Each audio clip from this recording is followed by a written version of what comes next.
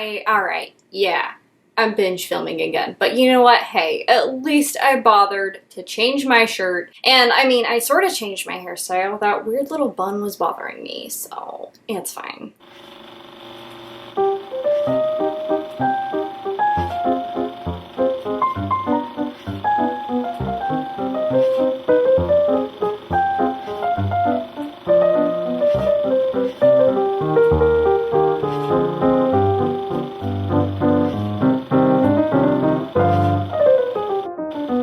Hey squirrels, and welcome back to my channel. My name is Juniper Rose, just a random squirrely little witch that likes to talk about witchcraft and paranormal things. So the paranormal is something that I have more recently brought onto my channel, and I really hope that you guys have been enjoying it. I thought it'd be really fun to start a series all about some local hauntings in Arizona, right where I live. So today I'm going to be talking all about the Birdcage Theater in Tombstone, Arizona. But before we get started, go ahead and click that subscribe button if you haven't already done so. And if you want to see more videos on local hauntings near me, give this video a huge thumbs up so that I know that this is content that you guys are enjoying. Now, I chose the Birdcage Theater in Tombstone, Arizona because it is arguably one of the most haunted locations in Arizona. The history of this theater is absolutely fascinating, and so I'm so excited to be bringing this video to you guys. So let's go ahead and jump right in. Before I ramble about something stupid and nonsensical, Grab your coffee, your tea, your mashed potatoes, snuggle up, turn off the lights, and let's get spooky. So I wanted to talk a little bit about the history of Tombstone and then get into the history of the Birdcage Theater. The Birdcage Theater is located in Tombstone, Arizona, which is about an hour and 15 minutes outside of Tucson. Tombstone was first settled as a mining town in 1879 after a prospector named Ed Schieffelin discovered silver there. While he was in the area exploring and searching for places to mine silver, he stayed at an army camp called Camp Huachua?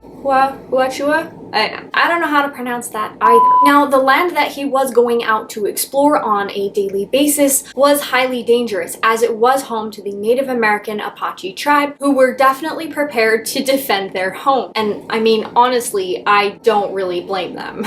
A few soldiers at the army camp once asked Schieffelin, however you say his name, why he kept going out and venturing into the dangerous Apache country. To which he replied he was looking for rocks. One soldier actually retorted and said, "The only rock that you are going to find is your tombstone." So once he did find a location that had silver and founded the town, he decided to name it Tombstone after that warning that the soldier gave him. Once word had spread that silver had been struck in this small little remote area of Arizona, people came flocking into that town to settle and mine the silver. By 1881, Tombstone was home to over 5,000 settlers. Now, this town quickly earned a reputation of being the wildest, wickedest West. The townspeople were very rowdy and rambunctious and highly prone to violent behavior. One of the most famous events that occurred in Tombstone was the shooting at OK Corral on October 26th of 1881. This shooting occurred between the town sheriff, or marshal as you would call it, named Vigil Earp, some of his deputies, and a group of local outlaws called the Cowboys on the other. Now, there are several different accounts from various eyewitnesses on what actually happened at this shooting. The most common story is that Vigil Earp, the sheriff, had banned the use of firearms and weapons in the town just because of how rowdy it was.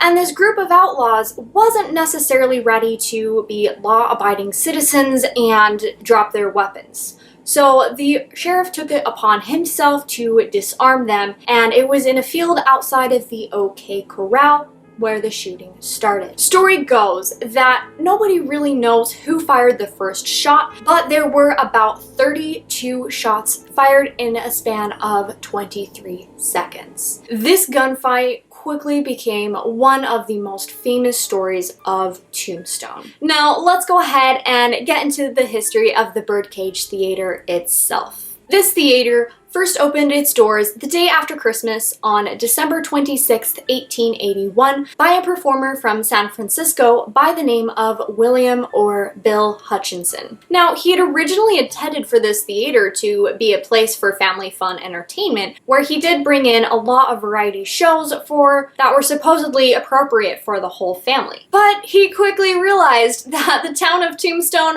wasn't necessarily interested in family fun, wholesome entertainment. Now, there were a couple of contradicting accounts of what Mr. Hutchinson did with the theater, and other accounts don't really mention that. Either way, just a few years after opening, the Birdcage Theater was no longer just a theater. This became a very popular location for miners to hang out after a long day of work. So this actually became a saloon, a brothel, and a gambling hall. At the peak of the town's history, it is said that about 3,500 licensed prostitutes called Tombstone, Arizona home. And a lot of high-profile prostitutes did work at the Birdcage Theater because of its popularity. Now, there were about 14 boxes, or cages as you would call them, that were above the stage of the theater, and this is where a lot of the prostitutes would entertain frequent patrons. Now, just a couple of the famous prostitutes that did work at the Birdcage Theater were Gold Dollar, Margarita, Sadie Joe, Dutch Annie, and China Mary. Now, the prostitute Margarita is unfortunately famous because of her violent death. According to the stories, Margarita had eyes for a frequent patron by the name of Bill Milgreen. However, he was regularly seeing the prostitute Gold Dollar. According to the story, Gold Dollar actually caught Margarita flirting and kissing Billy Milgreen, and she flew into an absolute rage, brutally murdering Margarita on the floor of the theater with a double-edged stiletto. Gold Dollar fled the scene right after the murder happened, and she actually hid her murder weapon. When she was apprehended due to the lack of evidence from the murder weapon, she actually was never charged or given jail time for this murder. So that kind of just gives a little bit of an idea of just how crazy and violent this town was, because they were essentially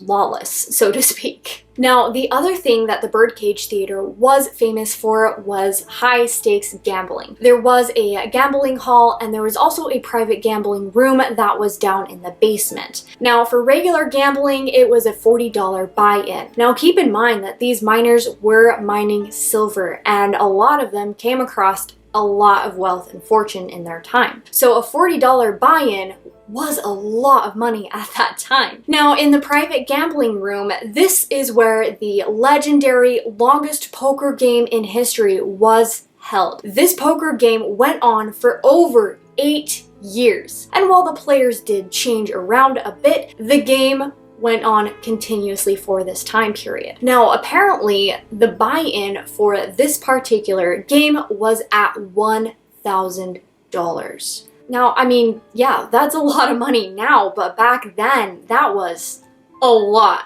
of money. And according to legend, throughout the course of this particular game, about $10 million slid across that particular table. Now, some of the famous players were Wyatt Earp, who was brother to Sheriff Virgil Earp, and a gentleman named Doc Holliday, and these individuals actually did meet a violent death at the Birdcage Theater because they were also murdered there. Now, as we can guess, obviously the Birdcage Theater, due to its popularity, was also a hotspot for violence. There are over 120 bullet holes that riddle the walls and the ceilings of the theater that can actually still be seen today. In the front hall of the theater, there is the famous portrait of a belly dancer by the name of Fatima. Now, Fatima's portrait has 6 bullet holes in it alone, as well as a knife slashed through it. This particular painting has been hanging in the Birdcage Theater since its heyday. The Birdcage Theater finally shut its doors around 1889 when there was no more silver to mine and people started migrating away from the town. The theater was left abandoned for for quite a few years, with everything still left in it and everything basically in place. It wasn't until 1934 that the Birdcage Theater was reopened as a tourist attraction. Today, the Birdcage Theater still stands with its original structure, curtains, and everything. It now serves as a museum, kind of as a time capsule and a glimpse to what life was like in the wildest, wickedest West. But rumor has it that some of the patrons never left. As mentioned before, the Birdcage Theater in Tombstone, Arizona is one of the most haunted locations in this state. It is rumored that there are over 26 ghosts that still reside in this theater. Many visitors have reported smelling whiskey and cigar smoke, and even hearing the sounds of laughter, music, and brawls, just as if the party never stopped. Many other people have also reported seeing the apparitions of prostitutes, miners, and other townsfolk, as well as a shadowy figure that is seen pacing the stage. There have also been reports about tourists either being touched, brushed, or even pushed by some unseen forces. Others have also smelled perfume and felt some cold spots.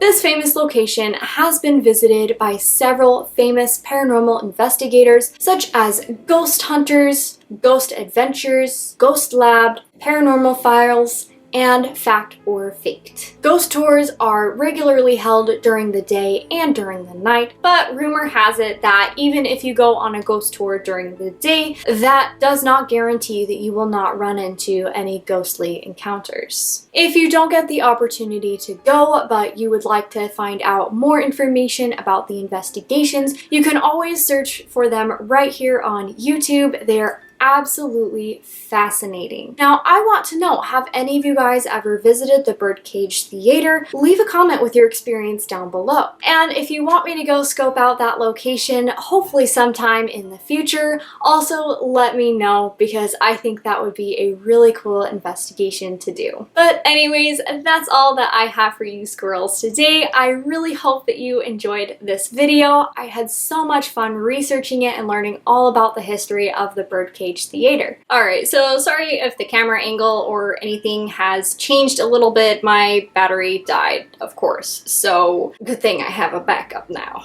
It has been so helpful. But anyways, I really enjoyed doing research about a haunted location near me, and I definitely hope to do more in the future. So let me know if this is a series that you guys want to see more of. Also, are there any famous haunted locations nearby where you live that you would also like me to cover? If so, leave a comment down below. And just as a reminder, I do post videos every Sunday and Thursday, so make sure to mark that on your calendar. Or if you are a spaz like me, I highly recommend that you turn on the bell notification so that you never have to miss a video. And until next time, this witch is out. Bye!